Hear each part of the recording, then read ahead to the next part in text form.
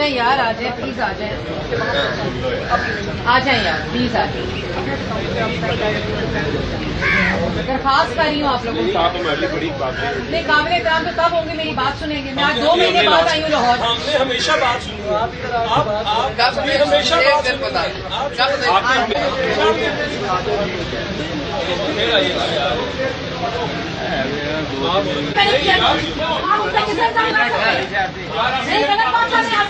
मैंने आपको भाई समझा हमेशा, ये बिल्कुल गलत रवैया है, ये बिल्कुल गलत है।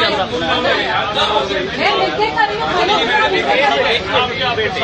मैनेजमेंट को फोन करना, मैं यहाँ खड़ी हूँ, मेरा रिश्ता नहीं है।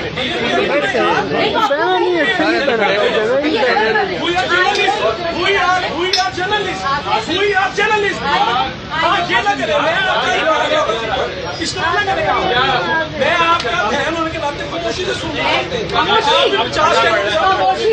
खामोशी मतलब आप मुझे कह रहे हैं, 1 मिनट, आप मुझे कह रहे हैं मैं झूठ बोल रही हूँ, मैं आपके हाथ जोड़ के मिलते कर रही हूँ, मतलब मेरे साथ आप काम कर रहे हैं। मैंने मैनेजमेंट को कॉल कर, आप ये कैमरा बंद करें।